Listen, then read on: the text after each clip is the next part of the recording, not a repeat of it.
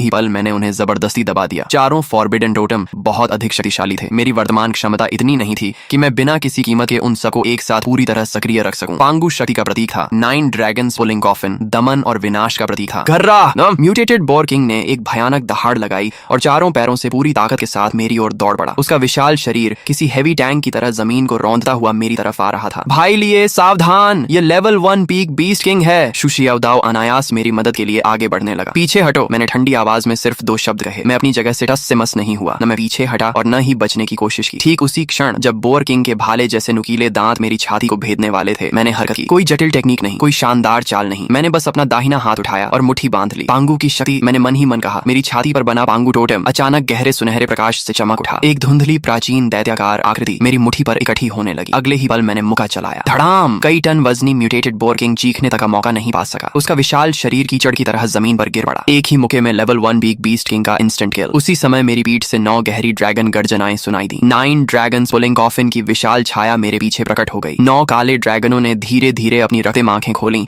और उस प्राचीन काले ताबूत को खींचते हुए आकाश में मंडराने लगे। 9 ड्रैगन सप्रेशन! मेरी आवाज गूंजी। गड़गड़ा! काले ताबूत की छाया हल्के से कांपी। अगले ही पल ऐसा दबाव फैला मानो नरक की सबसे गहरी खाई से कोई शक्ति निकल आई हो। पूरा जंगल उस भयावह दबाव में डूब गया। आसपास मौजूद निम्न स्तर के म्यूटेटेड बीस्ट्स डर के मारे जमीन पर गिर पड़े। जियांग शिनई मेरे पीछे खड़ी थी। उसकी शांत आंखों में भी आश्चर्य की झलक साफ दिखाई दे रही थी। मैंने कोई स्पष्टीकरण नहीं दिया। मैं सीधे मरे हुए म्यूटेटेड बोर किंग के पास गया और उसके सिर को काट डाला। उसके मस्तिष्क के भीतर से अंगूठे के आकार का एक लाल चमकता क्रिस्टल बाहर निकला। मैंने उसे अपनी हथेली में उठा लिया। बीस्ट कोर, प्रलय के बाद सबसे महत्वपूर्ण रिसोर्स। मेरे होंठों पर हल्की मुस्कान उभरी। प्रलय की पहली कमाई मिल गई। मैंने उस क्रिस्टल कोर को अपने पॉकेट स्पेस में रख दिया। जैसे ही कोर अंदर गया, मुझे साफ महसूस हुआ कि पॉकेट स्पेस हल्का सा कांपा। उसका विस्तार बहुत कम हुआ था, लेकिन वह सचमुच थोड़ा बड़ा हो गया था। पिछले जन्म में इंसानों ने जल्दी ही पता लगा लिया था कि बीस्ट कोर सिर्फ अवेकनर्स की शक्ति बढ़ाने के लिए ही नहीं, बल्कि स्टोरेज स्पेस को भी मजबूत करने में सक्षम है। मैंने शू शियाओदाओ और जियांग शिनई की ओर देखा। इन सभी बीस्ट के कोर निकाल लो और मांस भी बर्बाद मत करना। इवोल्यूशन के बाद उनका मांस लंबे समय तक स्टोर किया जा सकता है। समझ गया? शू शियाओदाओ तुरंत उत्साहित हो गया, लेकिन तभी दूर पहाड़ी रास्ते की दिशा से अफरा तफरी की आवाजें आने लगी। बचाओ बचाओ! हमने मुड़कर देखा। लगभग दर्जन भर आदमी बुरी हालत में जान बचाकर हमारी दिशा में भाग रहे थे। वे गिरते पड़ते ब्लैकस्टोन बेस की तरफ दौड़ रहे थे। उनके पीछे चीते जितने बड़े कई म्यूटेटेड ब्लड ब्लेड मैंटिसेस उनका पीछा कर रहे थे। मैंने आंखें सिकोड़कर ध्यान से देखा। सबसे आगे दौड़ रहा आदमी मुझे पहचान में आ गया। लियू फैटी, वही कॉन्ट्रैक्टर जिसने ब्लैकस्टोन बेस के बाहरी निर्माण का काम संभाला था। पिछले जन्म में जब मैं बर्बाद हो चुका था, इसी आदमी और उसके साथियों ने मुझे और भी मुसीबत में धकेल दिया था। उन्होंने मेरा इस्तेमाल करके खुद को बचाया था। बॉस चिन, यंग मास्टर चिन, हमें बचा लीजिए! लियू फैटी चीखते हुए मेरी तरफ दौड़ा। जल्दी हमें अंदर आने